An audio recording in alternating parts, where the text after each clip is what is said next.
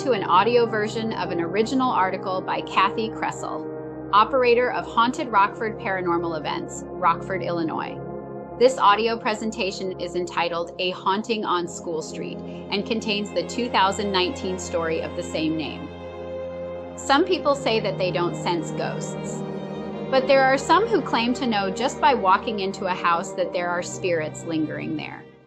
The family that moved into a house on the corner of School Street and Central Avenue in the 1980s knew almost immediately that they had some unseen presence in their new home.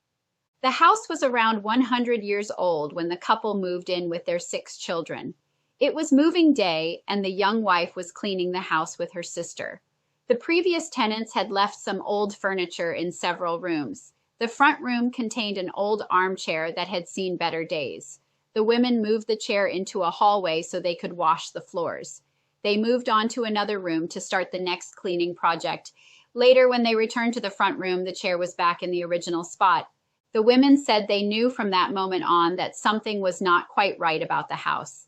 In an article written for the Register-Star from 1987, the family claimed that though they were startled at times, they were never really scared by their spirit. It was rather unsettling, though, when they were home all alone and the stereo would turn on and off.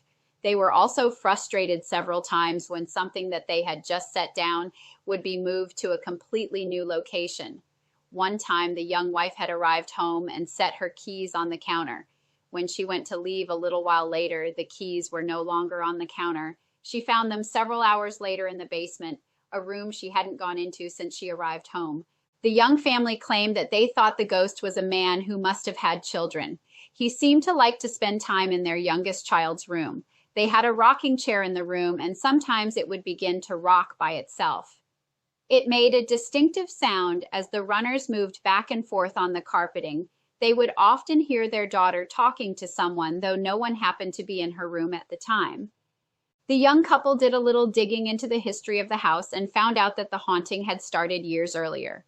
They questioned several of the previous owners about their experiences in the home. It was soon clear that these strange encounters had gone on for decades. Most of the stories were similar: footsteps coming down the stairs and things moved from place to place, including heavy pieces of furniture. One family that had lived in the home during the early 1970s had trouble with their attic light going on by itself. Apparently, the father thought his sons were trying to play tricks on him. He decided to end their fun by removing the light bulbs from the sockets. No one laughed when they came home late one night to see the light shining in the attic. The dad marched the boys right up those stairs all the way to the attic. They ran down quickly when they realized the light sockets were still empty. One elderly lady that lived in the house in the late 1960s claimed that she too was visited by the spirit. She would often hear the heavy footsteps walking on the second floor. They always seemed to stop by the front bedroom. One day she was alone in the house and heard the footsteps walking across the hallway to the front bedroom. She went up to find the room completely empty. She sat down on the bed for a while. She had decided that she imagined the whole thing and was just about to get up when she felt a presence sit down on the bed next to her. She said she saw the bed move like a large adult had sat down. The older lady had questions of her own after that incident. She found out from the neighbors that a family built the house in the 1890s, and generations of the same family lived there. The elderly woman always felt that the ghost was the head of one of those generations. She felt he looked after the families that stayed there. The young couple that purchased the house in the 1980s felt the same protective spirit. They soon got used to items moving around and the sound of footsteps walking through the 14-room house. The young wife even named him Henry. She decided to leave the armchair in the front room just where Henry liked it. Research into the house on School Street proved that some of the history was true. The house was built around 1893 by Julia Ginders. Julia and her husband Joseph had arrived in Rockford around 1878. Joseph passed away, and Julia built the large house on School Street for her daughters.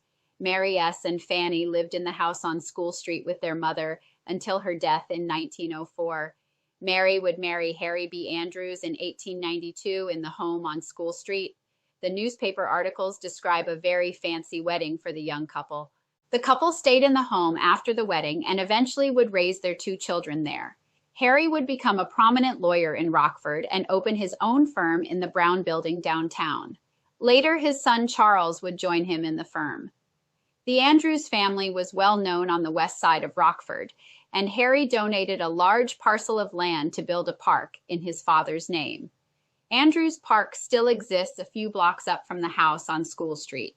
Harry Andrews died in the house on School Street on August 5, 1941. Mary lived in the home until the time of her death in 1961. She left her children an estate worth $170,000 when she passed away. Harry and Mary's children built successful lives of their own and moved out of the house on School Street. May never married, and Charles became a lawyer like his father. Harry would be proud to know that Charles's daughter also became a lawyer. Though there would be no way to prove that the spirit felt in the house located on School Street is Harry Andrews, the homeowners certainly felt that they knew who they shared their house with. Harry was proud of his family's legacy to Rockford. He also was proud of being a protector for his family, and maybe he still watches over those who live in the big house he once called home. This is the end of our audio article. We hope you enjoyed it. The article, A Haunting on School Street, was written by Kathi Kresol, copyright 2019. The article originally appeared on rockfordbuzz.com. The article is also available in print on hauntedrockford.com. This audio presentation was produced by Thomas Saunders for Haunted Rockford, copyright 2024.